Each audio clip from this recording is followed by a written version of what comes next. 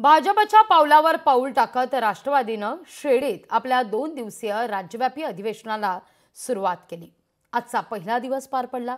शिर्डीतल्या या अधिवेशनातून येत्या स्थानिक स्वराज्य संस्थांच्या निवडणुकीकरता राष्ट्रवादीनं नवा संकल्प सोडलाय। पाहूया।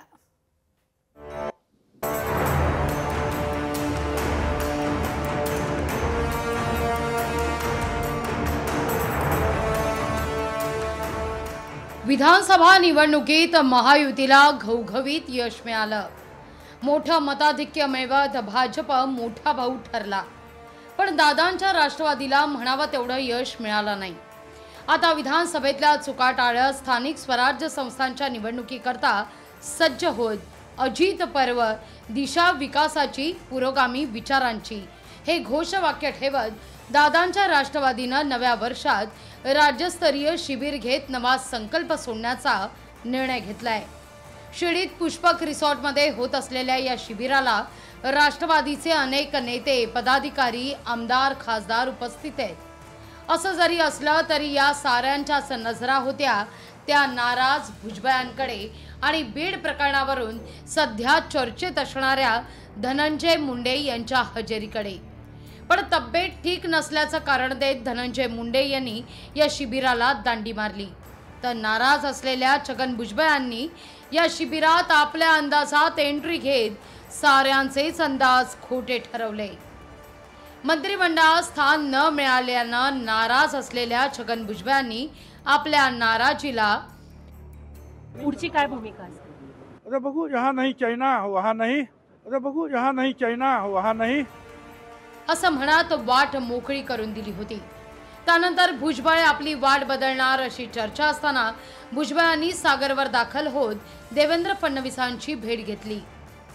श्रद्धा आणि सबुरीचा सल्ला त्यानंतर मिळालेल्या भुजबळांनी आपल्या आक्रमकतेची तलवार बऱ्याअंशी म्यान केली अशीही चर्चा होऊ लागली। पण परदेशवारीवर त्यानंतर गेलेले भुजबळ आज थेट दिसले ते राष्ट्रवादीतल्या नव्या संकल्प शिबिरात। यावेळी नाराजीवर भुजबळांना विचारणा केली असता नाराजी वगैरे दूर झाल्याचा प्रश्नच नाही। प्रफुल्ल पटेल आणि तटकरेंच्या विनंतीला मान देऊन थोड्या वेळाकरता आल्याचं भुजबळ स्पष्ट करतायत। नाराजी वगैरे दूर झाले वगैरे हा काय प्रश्न येत नाही।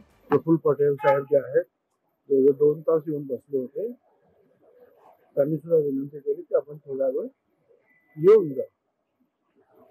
तटकरेंचे सुद्धा फोन आले होते की आपण कृपा करून या, म्हणून थोड्या वेळासाठी आलो आणि या निमित्तानं साईबाबांचे दर्शन सुद्धा। या विधानावरून भुजबळांची नाराजी दूर झाली असं म्हणता येणार नाही आणि भुजबळांची नाराजी कायम आहे असाही ठोस अनुमान लावता येणार नाही।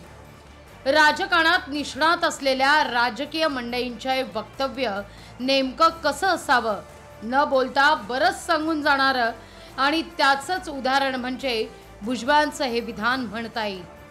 बरं, यावर प्रफुल्ल पटेलांना विचारलं असता पटेलांनी मात्र भुजबळ आणि राष्ट्रवादीचं नातं सांगून राष्ट्रवादी करता भुजबळ कसे आणि का महत्वाचे हेच सांगून टाकलं। भुजबळ साहेब आमच्या पक्षाचे आधारस्तंभ आहे, ज्येष्ठ नेते आहे, पक्षाचे संस्थापक आहे 99 पासून, आणि आज आमच्या जे भूमिका जे आम्ही घेतली आहे त्याच्याशी सुसंगत राहिलेले आहे। तेच त्यांचे पुढाकार त्यांनी घेतला होता, म्हणून अशा काही गोष्टीला अतिशय जास्त म्हणजे आपण अधिक महत्त्व देत असतात आणि त्यामुळे लोकांमध्ये संभ्रम निर्माण होतो। पण या सगळ्यात भुजबळांनी केलेलं विधान पाहता भुजबळांनी अजितदादांचं नाव घेणं टाळल्याचं दिसतंय। तेव्हा आता या शिबिरानंतर भुजबळांची मनधरणी करण्यात प्रफुल्ल पटेलांची शिष्टाई कामी येणार की भुजबळ पक्षातच राहून आपली राजकीय खेळी करत नवा संकल्प सोडणार हे येणारा काळच ठरवणार आहे।